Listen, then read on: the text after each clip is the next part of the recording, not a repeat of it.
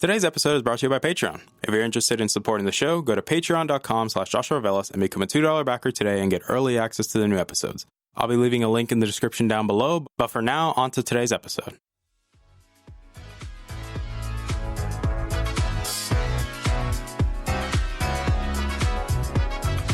You're listening to the Augmented Experience podcast. I'm your host, as usual, Joshua Velas. I'm a student, musician, and a gamer at heart. Join me as I sit down every week to talk about all the latest news in the technology, business, and video game world. I hope you guys enjoy.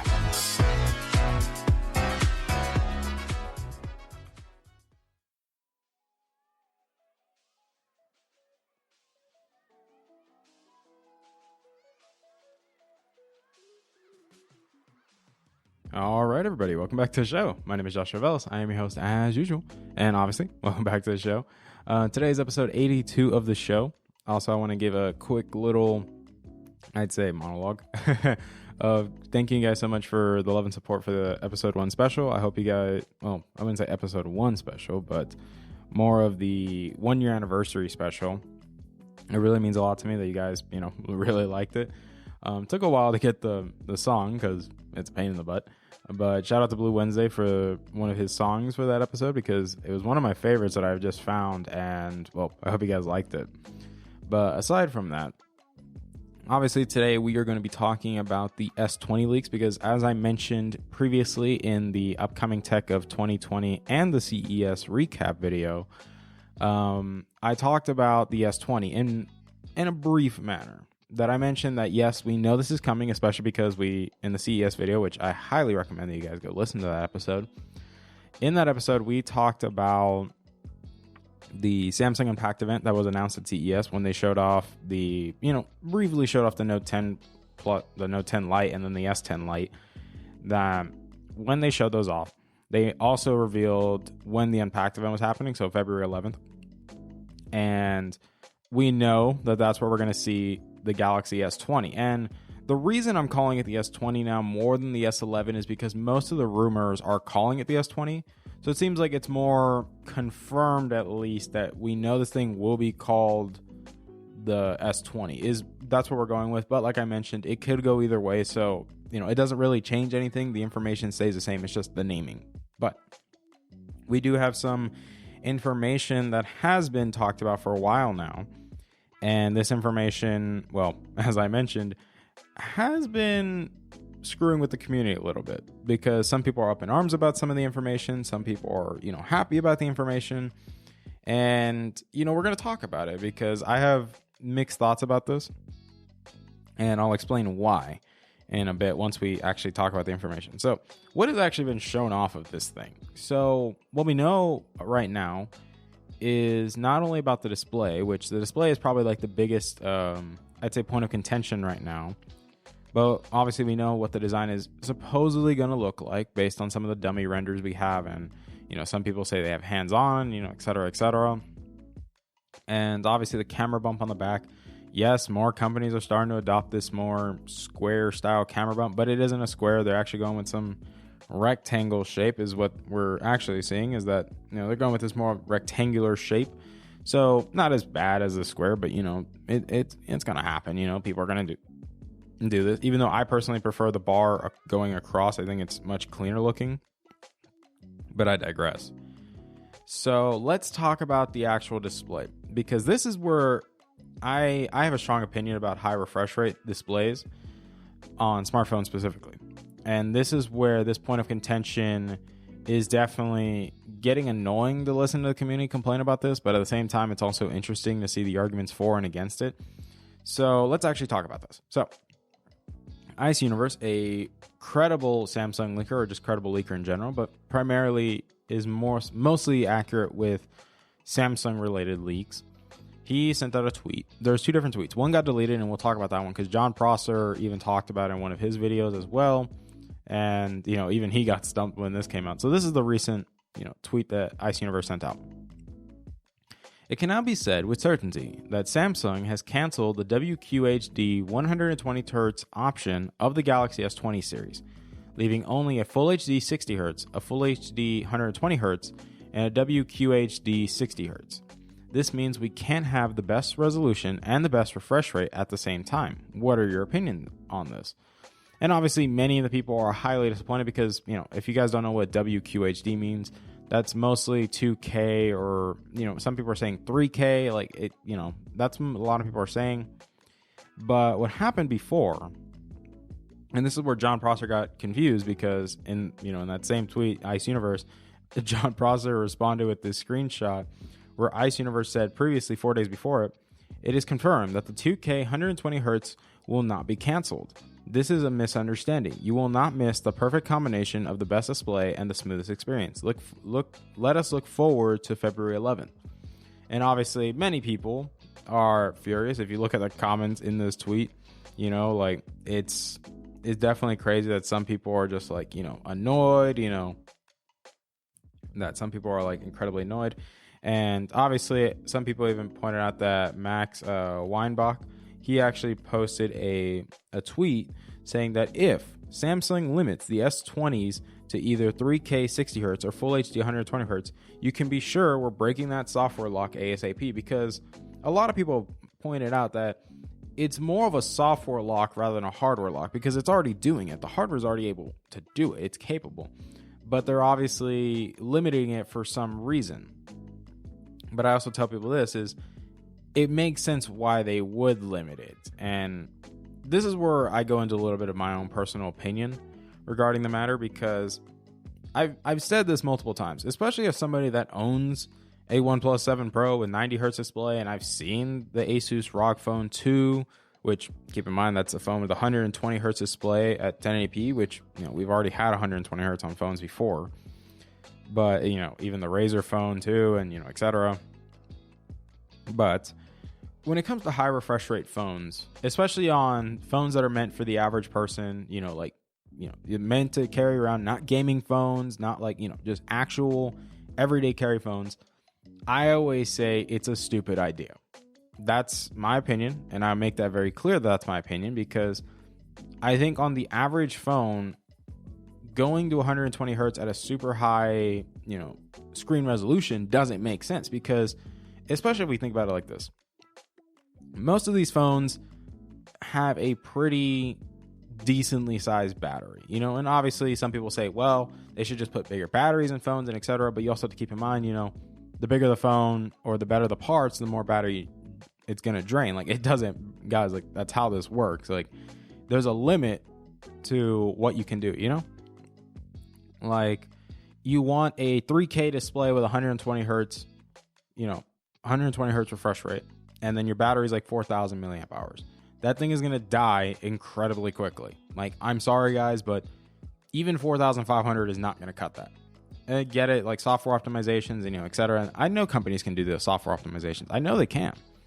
But it's still dumb, like, it doesn't make sense. Like, why do you need it? Why do you need 120 hertz? What are you going to do with it on a casual phone? Like, it doesn't benefit with video editing. It doesn't benefit with, and maybe it might benefit a little bit with video editing, but, that's subjective, that's everybody's work case is different. But on the general phone, like, okay, it's a nice little party trick. You're not going to use it all the time. It, like, you'll say you would, but, it's, you get what I'm saying? Like, you look kind of dumb for saying that. And I come from the perspective of my OnePlus 7 Pro.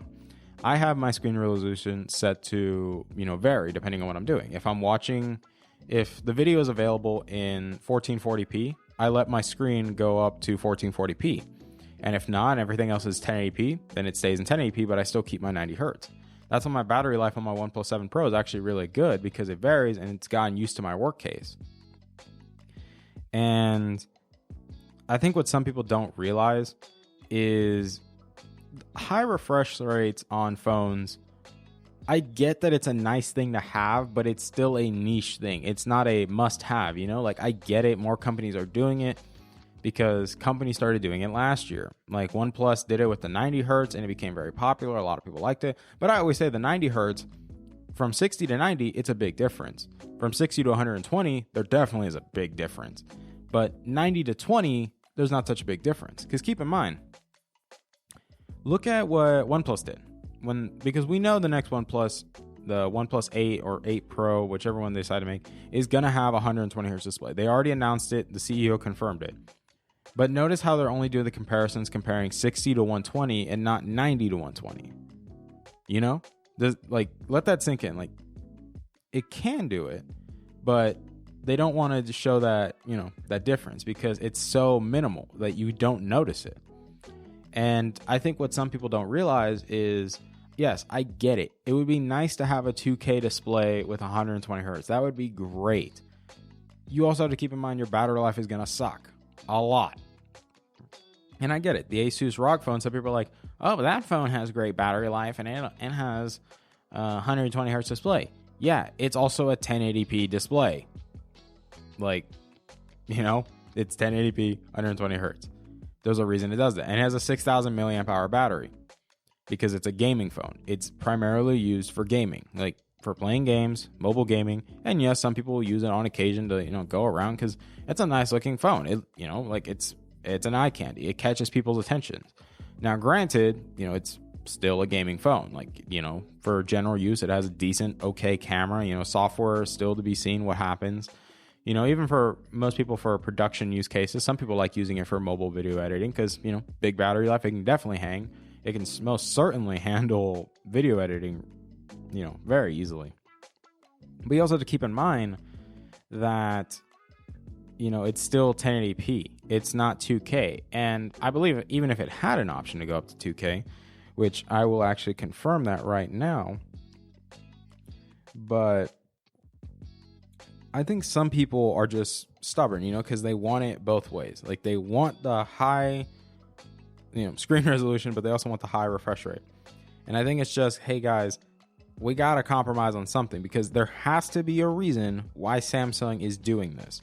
And I feel like if people actually get rid of the software limitation, because like I said, this is clearly a software limitation. The hardware can do this. It is not going to go well. And I feel like, we're going to run into some issues here, and it's not going to be, it's not going to be easy. And I think some people have just been so stubborn that they don't want to admit it, that they're like, hey, we want this. We only care about this. And I'm like, guys, chill out. Chill out. We get it. It sucks, I'm also looking at the specs to confirm that, yes, the Asus ROG Phone 2 is a 1080p 120 hertz display. And, oh boy, I'm personally not mad at Samsung for doing this. I think there's still a reason. I think it's also because, dude, it may not have a big battery either. It may just be 4,000. It may be 4,200. And enabling 2K 120 hertz, it's probably going to kill that battery really quickly. And I think that's why they don't want to do it because, it just doesn't make sense, because you don't need it for a high, why? It doesn't make sense, It's not realistic. I wouldn't say it's not realistic, but it's not logical. It doesn't make sense. There's no use case for it. It just looks cool and you're killing your phone incredibly quickly, and that's why I said I'm kind of excited to a degree to see why they did this. I want to see the justification for this specifically. If it is true that the 2K 120 hertz is limited by software, I care more about the reasoning behind it because there has to be a reason why they did it. And I think that's what some people are just ignoring right now because they're just upset. They want the 2K 120 hertz. And I'm like, guys, there has to be a reason for this. They don't just do this out of willy-nilly because Samsung would want to flex on this. They want to flex this on everybody. Hey, first smartphone, 2K 120 hertz, bam. They want to do it, but there's a reason why they're not doing it. And, and that's why I said that's my opinion regarding the screen because it's the biggest point of contention right now because a lot of people were hoping that it would keep the display, but it's not. So, we just got to keep moving forward, guys. That's all we can do. And if they decide to enable it later down the line, then great. But for right now, there's a reason why they're probably going to have it disabled, but the hardware will be able to do it. And I know there's going to be a lot of reviewers are going to be like, oh, Samsung dropped the ball here. They could have had 2K 120 hertz. And I'm like, guys, come on. It's not a big deal. Like, it's still gonna be a good phone. I think the camera improvement is definitely going to be better, especially with what we saw in the S10 Lite and that new feature they added. And I think it's definitely going to be interesting to see what they do with this phone, because it's a very anticipated phone. Obviously, it's one of the first phones we're going to get in the year. But at the same time, it's also going to be the first S line phone that's getting rid of the headphone jack, because obviously with the Note 10 getting rid of it, we know the S20 is going to get rid of it. Like, it's going to happen, sadly. And this is the trend that the industry is going in, sadly, because they think, hey, let's just push our Bluetooth headphones on you and, give you shitty audio. But that's a whole different thing. Another thing was from actually Max Weinbach that he sent us a tweet, and I actually posted this on my Instagram page, that he talked about the S20 Ultra 5G. So clearly, we know there's going to be multiple versions of the S20. We know there's going to be like the regular ones, but there's also going to be this Ultra one, and then obviously a 5G version, because, they have to make a 5G phone, because now there's 5G, connections out and about right now. But this is what he had to say. The S20 Ultra 5G is going to keep the SD card slot, support up to 1 terabyte. So obviously that's really good, because I know a lot of people really like having an SD card, and, having extra storage is nice. Like, still having a good storage amount on your phone is great, but, like, people like the expandable memory for putting photos and, like other miscellaneous things. And you can also get a good micro SD card, like you can get a good 4K read and write one, like the one that I have, it's really good.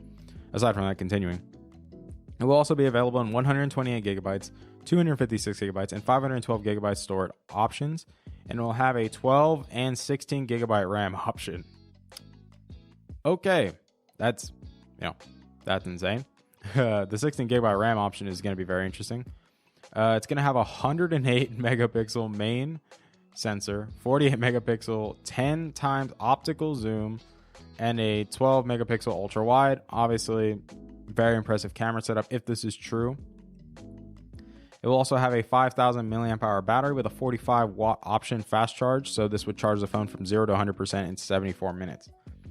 Obviously, Samsung always likes to make these 5G variants very, very bulky and over the top in terms of power, because they're the 5G variants and they're considered the flagship, like the pure flagship for people that, want the best of the best, because they did it with the S10. There was the S10 5G, and then there was a Note 10 5G. So, those two phones obviously were considered the big flagships. Not that many people bought them though, but still, like, the people that wanted 5G and access to it, they got them. But I think overall, like, I'm very interested to see how this Ultra 5G is going to play out, because we know it's not going to come out immediately at launch. They don't. Like, same thing happened with the S10 5G and the Note 10 5G. They didn't come out at launch. Like, they waited a while and then they dropped them. And there's some people that probably wait for them, because 16 gigabytes of RAM, guys, that's, like, obviously, yes, that's a new benchmark, because, obviously the max we've had is 12, and now 16 gigabytes of RAM. Like, you have got to be kidding me. Like, obviously, 5,000 milliamp hours is going to be insane. Like, now, granted, I think this phone's battery life, is going to be interesting, especially, like, I get big battery, but still, like, the display and everything else, like, it's still, I think it might drain it pretty quickly, but we'll find out, depending on the power optimizations on the, on the 865, and see how it plays out, But I think that's going to be very interesting. Like, overall, so far with the leaks, a lot of good information. I think going into February, we're definitely going to be seeing more and more leaks. Like, we might end up seeing the trailer, because it happened before where somebody got the trailer and leaked it, and we saw what the phone looks like the official thing, and like how they're going to introduce it and everything.